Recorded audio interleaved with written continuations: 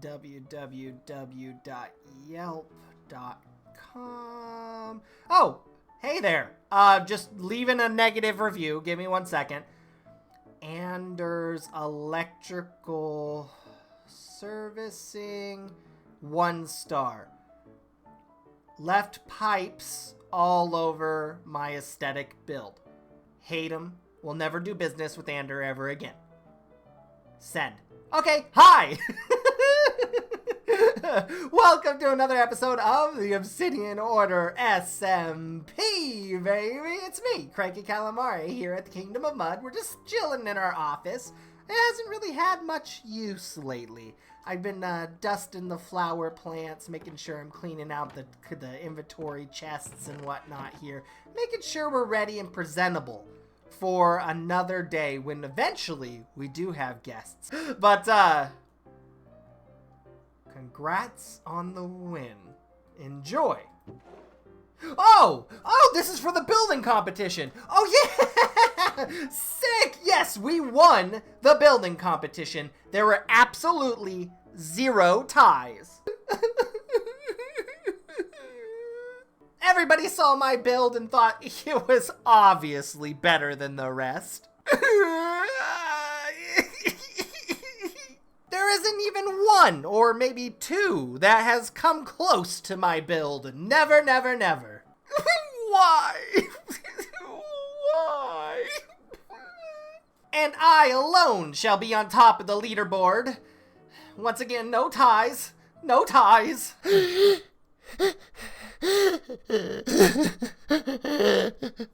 No, truth be told, there was a 3-way tie. And I am not surprised in the slightest. All of these builds turned out so wonderful and so beautiful. But the tie was between myself, this is me, Sunfire, who is this one, and Ander, who is this one. So what that means is not 1 person, not 2 people, but 3 people ended up getting the prize. It's actually a 2-parter. The first part of the prize is our builds are going to be built here at the capital area one day. Mantis is going to copy and paste it somewhere here in the capital area, which I'm super excited to see our builds kind of merge together.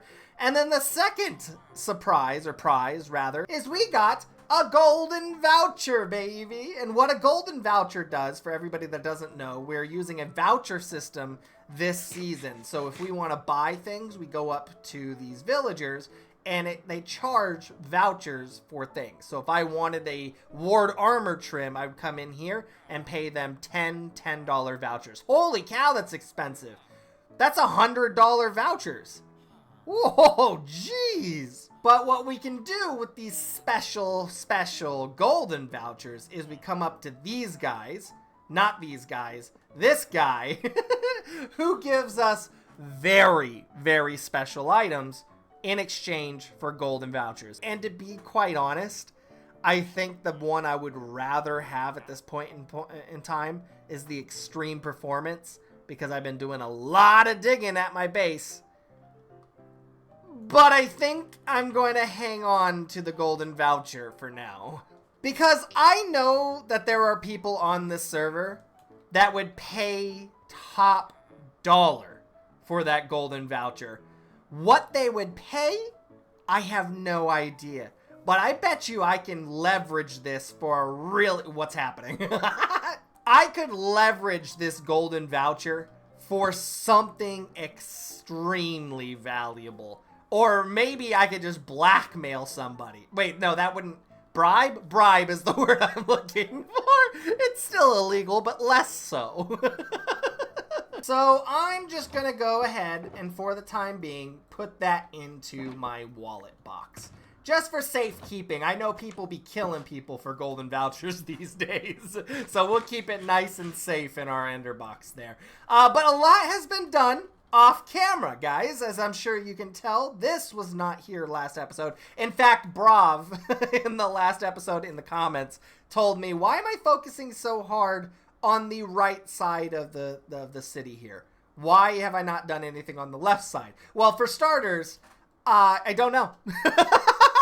I don't know. It's just, it all started to come together, and I like to spread out like a bacteria. You start off in a really small place, and then you grow from that place. So I've kind of grown the right side here, but the left side's taken a little bit of a beating.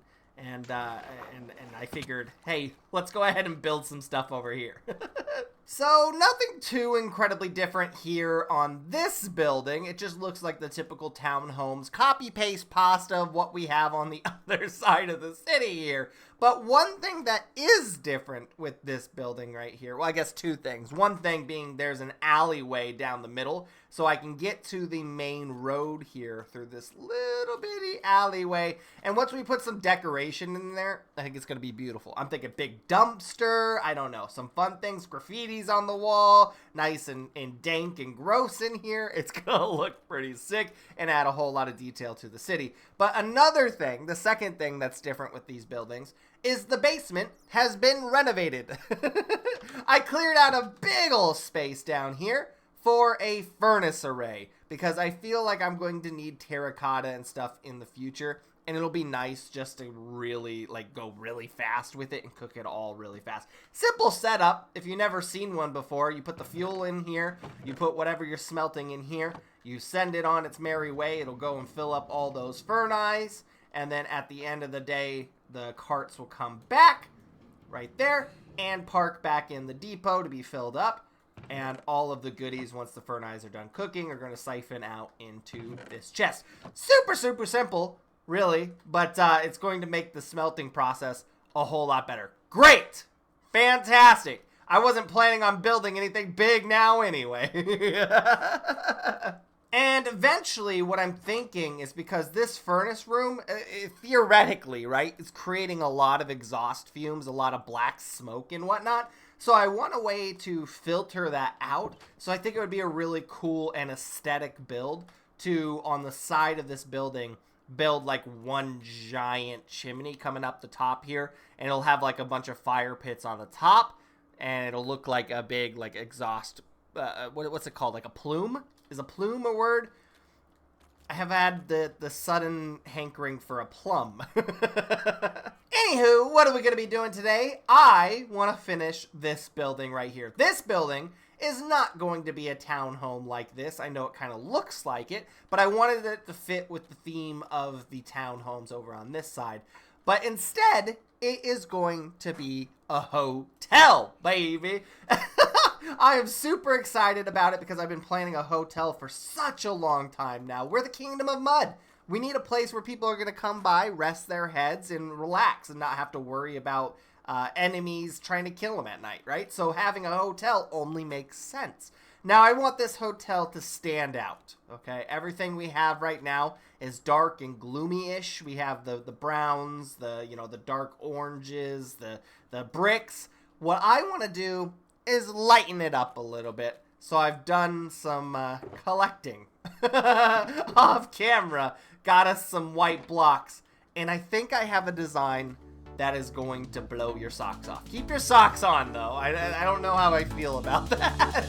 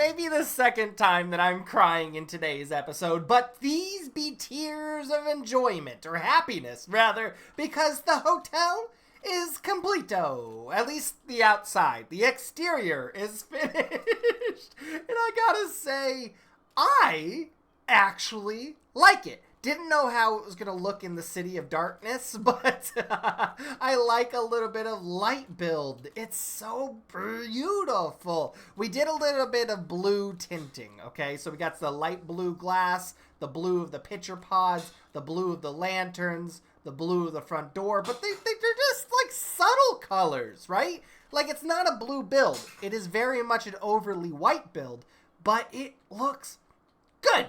I'm actually really happy with it. We did a nice little terracotta design here on the front. I think it just turned out, and it doesn't fit, or it doesn't feel out of place. It definitely fits. Because that building matches this building. You can see it belongs in the same city. It's just very vibrant. Very beautiful. And then over here, yes, you heard the name as we went into that time lapse. This is the Khepri Hotel. But let me tell you why it's the Khepri Hotel. It actually has a little bit of lore involved. So for those who don't really know me, I'm a huge gamer. I don't just play Minecraft. I play a lot of battle royales. I play a lot of MOBAs. I play a lot of story-driven games. But one of those games that I play, and I've been playing a lot recently, is Smite. And for everybody that's not in the realm of Smite and doesn't really know what that is, it's like League of Legends. It's a MOBA, but it's very much about gods, like realistic gods. Like, for example, there's Anubis, who is the god of the dead. He's an Egyptian god. And then we have Chernabog, which is a Slavic god. And then you could go all the way down to Kuzembo. Kuzembo, there you go, which is a Japanese god. And then they even have Arthurian gods like King Arthur himself. Not necessarily a god, but fits within the same realm, right? So the reason why I'm getting into this spiel, and it's not because I'm sponsored by Smite in any way, shape, or form, but I've been playing this game a lot, and one of the gods that I found in this game is called Khepri, the Dawnbringer, and he has a really fun lore. It says, at dawn, the sun lifts above the horizon, bathing mankind in color and life. At dusk, it sinks beneath the edge of the world, lost to sight, casting all into darkness. While the sun shines on the realm of mortal kind, it is radiant Ra that guides it. But at night, we share the sun with the underworld. It is not Ra that moves the sun along in its subterranean path, but Khepri, the scarab god, he who comes with the dawn. Scarabs form dirt and dung into perfect spheres. Within they lay eggs, in which their young emerge fully formed. Using powerful arms and legs, scarabs can roll these spheres, many times their own size, incredible distances. It is from their father, Khepri, the sacred scarab gained his power. For the Dawnbringer, the sun is his sphere, and all souls, living and dead, his children. Khepri is a guardian, a protector, and a friend. He is a symbol of power and loyalty. Usually content to stay aloof, Khepri has risen for battle to defend existence from the shattering war. He will fight to shield us as the final sunset. Yet, it is he that brings the dawn.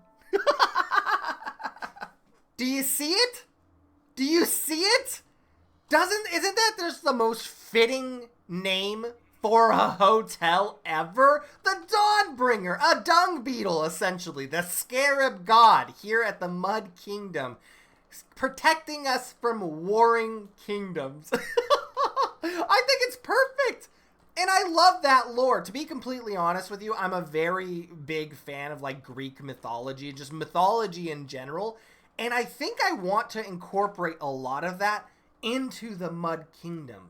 So we're going to be doing stuff like this in the future, possibly going back to Smite and looking at that, because I feel like that's a good resource for plenty of different types of gods that a lot of people don't think of. Cupid is a god. Did you know that? It's a god of love.